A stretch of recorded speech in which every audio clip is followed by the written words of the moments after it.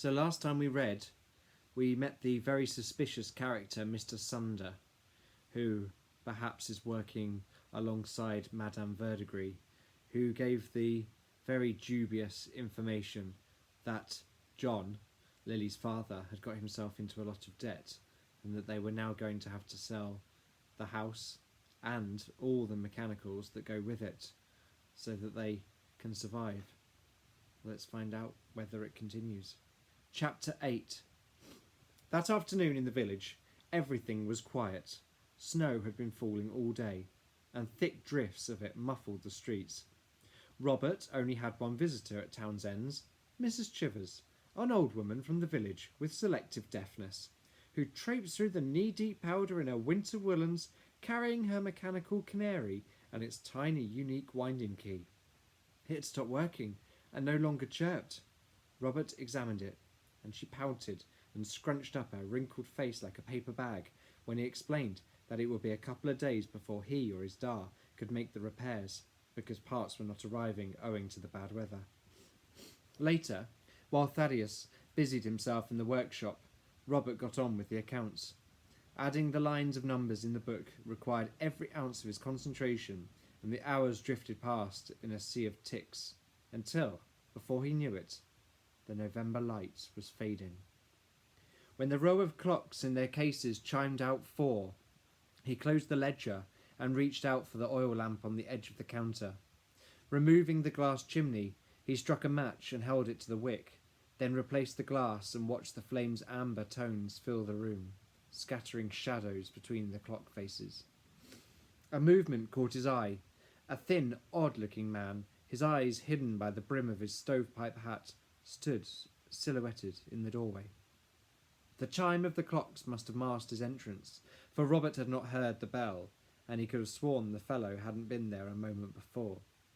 The thin man thrust his lacquered cane into the umbrella stand and let go of its silver skull handle. Outside the shop, the large mutton-chop gent from the morning before limped into view. Robert watched him stop and lean his wide wool-coated back against the etched glass window. Presently, he lit a fat cigar and gazed off down the street. The thin man was hunched forward, examining clocks in the shop's display cabinets. He cleared his throat, took off his gloves, and with their fingertips brushed the melting snow from the front of his long coat. "Good evening, Master Townsend. Quite the place you have here." "We're proud of it, sir." "Indeed you should be." The man tipped back his stovepipe hat, and the shadows lifted from his face. "My name is Mr. Roach." Robert gave a gasp, for his eyes were mirrored just like the mutton-chopped man's. Mr. Roach laughed. "What's wrong, boy? Have you never seen a hybrid before?"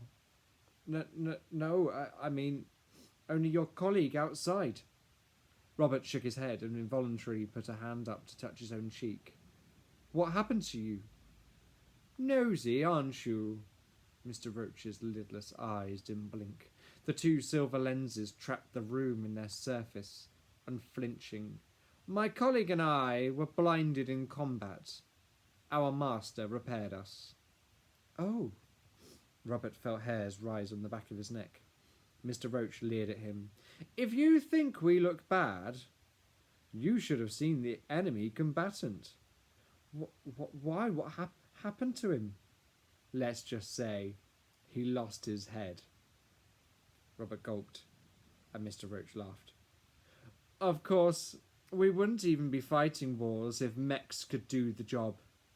But they're far too stupid." Robert's blood boiled at such a lie. He knew mechs couldn't kill humans. It had nothing to do with them being stupid. "And now I must speak with your master, the clockmaker," Mr. Roach was saying. Robert realised his mouth had fallen open and snapped it shut. "I'm afraid Da's busy. Were you looking for something in particular?" He had a horrible notion he knew exactly what the man was nosing for. "So the clockmaker's your father?" Mr. Roach's mirrored eyes gleamed. "Surely you have some idea of our foxing problem. He gestured with his black gloves, indicating the mutton chop fellow outside. You met my colleague, Mr. Mould, on the street yesterday morning, and were kind enough to give him some information about the Roachanimal we're looking for. Only your information proved to be false. Now we're wondering if you know something more.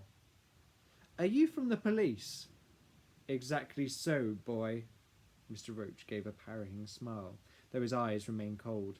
A very secret police. Mr. Mould thinks you might be able to assist us further in our inquiries if we take you in for interrogation. Robert swallowed, a prickly dryness at the back of his throat. I'm afraid I can't help you. I told your colleague everything I saw. Perhaps you did. Or perhaps you didn't. The corners of Mr. Roach's lips twisted in the slightest of smirks. We might never know unless we apply a little pressure.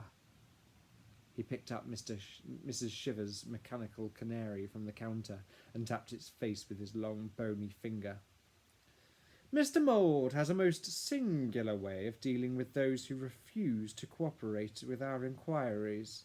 He has methods for making them sing. Mr. Roach pushed the face of the canary onto the sharp corner of the display table. Crack! Went the clockwork canary, and Mr. Roach pushed harder until the thing's face dented into an irreparable splintered mess. Then he placed the broken Roachanimal on the counter in front of Robert. Well, I must be going, Master Townsend. No doubt we will see each other again before long. Mr. Roach pulled his cane from the umbrella stand, and his eyes flashed white as he opened the door. The bell jingled cheerfully as he left. Robert let out a sigh of relief, for, as soon as he'd gone, it felt as if the air returned to the shop. He picked up the broken clockwork bird and watched as the pair crunched away through the drifts and disappeared at the dark end of the street. Thaddeus was incensed when he found the destroyed Roachanimal. He gave another long lecture on caring for customers' property until Robert mumbled an excuse and said that he dropped the thing. He didn't want to worry his dar unduly, and he was afraid if he told the truth, Thaddeus might get rid of the mech fox before they'd even got it working again. For the rest of the afternoon he pretended nothing out of the ordinary had happened. Besides, Roach and Mould could still be watching the shop. Quietly he got on with his work, tidying up the mess. But the whole time he was thinking about the mechanical fox. It must have been truly valuable if those men were making such violent threats to get hold of it. When he finally finished his chores, he could barely contain his sense of inquisitive excitement as he took the lamp back to the workshop to check on whether the Roachanimal had awoken. It lay in exactly the same spot as last night, frozen on the felt blanket in the centre of the workbench. Robert wound it once more with the key and waited, but again nothing happened. He peered closely at the keyhole on the fox's neck and saw straight away what the problem was. The mechanism inside was minutely misaligned. He took down a screwdriver from his dar's selection and, putting it into the keyhole, pushed until he felt the click of the mechanism slotting into place. Then he replaced the key, wound the Roachanimal yet again, and waited. After a while, there was a low sound, and a series of clanks and crunchings reverberated around the fox's insides. The Roachanimal's ribcage began to judder. A shiver ran along its spine, and its body began to slowly shake and tick. Soon the ticking grew louder and more regular. Tick, tick, tick, tick, tick, tick, tick, tick, tick. And with a crackling creak, the fox awoke, its entire frame stiffening into an alert pose. Robert stepped back as its face bristled and blinked, and it shook the stillness from the rest of his body. Its eyes darted around the room, and when it saw him, it arched its back and let out a low warning growl, a deep mechanical sound which made his knees quake. Robert flashed the fox a grin, but it glared back at him, unblinking. Then it gnawed angrily at its repaired leg and gave a yelp of pain. I know, it hurts, Robert said. It will take time to feel better. A few days while we get used to the new parts. The Roachanimal growled and bared its white teeth at him. Of course it hurts, you insolent meat puppet. It hurts like a steel-toothed ratchet claw. Its glassy black eyes seemed to stare right through him. Who are you? It demanded. What do you want? Where the clank did you find me? Don't be scared, Robert told it. I only want to help. He held out his empty palm and stepped towards the fox. Its growl deepened. Shh, Robert said, and he reached out to the Roachanimal. Lightning fast, the fox snapped at his fingers. Robert stepped back, tripped over a battered trunk and landed seat first on the floor, banging his head on the leg of the workbench. There was a long silence, during which he took off his cap and rubbed his head. He stared sheepishly at the mech. You could have killed me with those sharp teeth, you know. I did warn you, monkey boy. Now if you don't tell me who you are in the next tick-tocking minute, I shall bite you for real. I thought you couldn't hurt humans. In your case, I think I might be able to make an exception. You're bluffing. Try me and find out. Robert straightened his jacket. No thanks, he said. I don't want any more trouble. My name's Robert. Robert Townsend. Then this is the clockmaker's shop, the fox asked. And you are the clockmaker? He gave Robert a disapproving stare. You look far too stringy to be the clockmaker.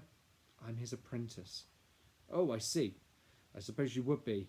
You're only a pup after all, and a mangy-looking one at that. Who are you calling mangy? Robert said. You're the one who looks like you've been dragged through a hedge backwards. I'm on a mission, the fox snapped. There are those who wish me harm. Are they still sniffing about? The meatheads who were chasing me? I don't know, Robert said. I caught a couple of them skulking around the lanes yesterday morning. The fat silver-eyed one with ginger mutton chops and some others. You ought to be thanking me. I sent them off in the wrong direction when their dog was on your tail. Then today one came into the shop to talk to me. Another mirror-eyed man, thin with a scarred face. Mr. Roach, he said his name was. Very creepy. He paused for breath. What do they want you for, anyway? Talk a lot, don't you? Fox said. Bit of a barking blabbermouth. Ask a lot of questions. Sometimes, Robert mumbled. The fox ignored him and lapsed into silent contemplation. At last it spoke. You're not going to tell anyone about me, are you? No. Then I apologise. I'm usually better mannered, but this injury's given me the jitters. My name's Malkin, by the way. Pleased to make your acquaintance, Malkin, Robert said. And I yours. Malkin gave a slight nod of his head, which Robert assumed was meant to stand in for a bow, and winced. Most people don't believe Roachanimals feel pain, he said. But you do, don't you? Robert asked. Of the more extreme kind, yes. The fox gnawed at its injury once more. My leg aches like it's been put through a bandsaw, and that's a new sensation for me. We fixed it for you, my dar and I. But it will take time before it's fully healed. Thank you, but this puts me in an awkward situation. You see, I've a message to deliver, and the time is ticking by. The fox felt with his nose around the ruff of his neck and looked up sharply. Wait! What the tuck? Where's my letter? Oh, crikey, Robert muttered. I forgot. He searched round the workbench, under the tools and screwdrivers, until he found the envelope and pouch. I can put it back, but I wouldn't walk anywhere for a few days if I were you. Maybe I could take the letter if you'd like. Malkin considered this. No, I don't think so, he said huffily. I promised to deliver it myself, but perhaps you could bring Lily here, from Brackenbridge Manor. You must go straight away. It's of the utmost importance. Robert shrugged. I don't know. That's a long walk, and it's already dark. I don't want to risk it tonight, in case those men are still about, but I can go tomorrow for you if you like, after I finish my chores. Malkin sniffed. I suppose that's acceptable, he said. I only hope it's not too late. Then he thought of something else. Oh, but perhaps you can give Lily the other message when you fetch her. You're to tell her. The secret's in the safe. He looked confused. Wait, is it? The secret safe? Or the secret's in the safe? Well, which? Robert asked. Malkin's ears drooped and a look of worry crossed his face. Do you know? He said. With all that's happened? I'm not entirely sure. Chapter 9. At dusk, Lily walked along the dark landing. She'd been summoned again to see Madame, and was dawdling nervously, stopping outside each room on her way and touching each locked door with a hand. Here was the library, with books piled outside, because there was no space on the shelves within. Here, Papa's study, with the buzzer beside it, and the spy hole, so he could see who was coming and going. Then his workroom, the big metal door, had the words "Do Not Disturb" painted on the surface beneath a lightning bolt. Finally, his bedroom, the master suite. Since he'd gone, Madame had certainly wasted no time taking it over. Lily knocked on the door and, without waiting for a reply, entered. The green velvet curtains were partly drawn across the far window to keep out the cold, and on the bedside table a small gas lamp glowed with a flattering light. Madame Verdigris perched primly at Mamma's dressing table, applying lotions to her face. The odour of her perfume, mixed with the dusty scent of dried flowers which filled every vase in the room, made Lily feel vaguely sick. She went and stood by the window, glancing out into the night. In the garden, under the skeletal trees, the falling snow had almost covered Miss Tock and Mr. Wingnut, just like Papa himself. His machines were gradually disappearing. Soon they'd be invisible, hidden under the frosty white surface like secrets. If she could only find their keys, she might be able to help them. "Why have you let those mechanicals wind down?" she asked. Madame glanced up from the mirror, her face almost hidden beneath a mask of cold cream. "Is that what the rusty rebel in the kitchen's been telling you, ma chérie?" "I noticed it for myself." "Of course you did." Madame plucked a rogue hair from a mole on her chin and winced. Then she applied some paste from Mamma's shellac case over the spot. Lily felt sick. Papa had kept those things in Mamma's memory, but they'd not been used since she died, not until now. "You've been through their possessions," she muttered. Madame dabbed rose water on her chin with a bony finger. "Whatever Mrs. Russ said, Lily, there's something I want you to bear in mind. All mechanicals are liars. Never takes the word of a common mech over a human being." Tears prickled Lily's eyes. She kicked at the carpet. "Mrs. Rust is not a common mech. She's been with us always. She understands. She's looked after me every day since Mamma's death, and she'll look after me until my papa returns, just like the others." "Your father will not return." "I am in charge. Maintenant." "No." Lily shook her head. The belief had been growing in her heart that somewhere her papa was alive. "He'll return, I know it. And Mrs. Rust has more love in her little metal finger than you have in your entire bony body, so don't ever tell me to take your word over hers again.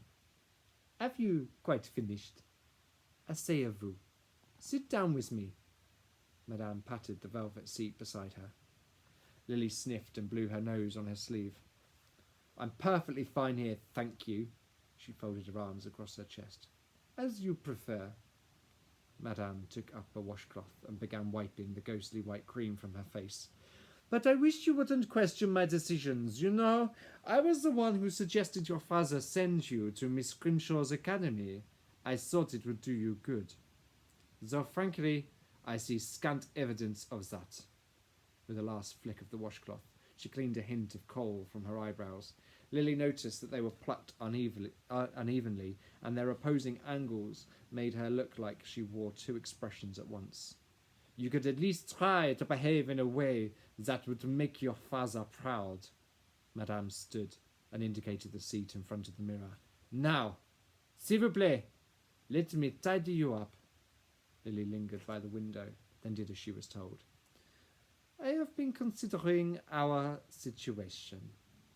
Madame picked up Mamma's old silver-backed hairbrush from the nightstand and began brushing Lily's hair, tugging at the tangles.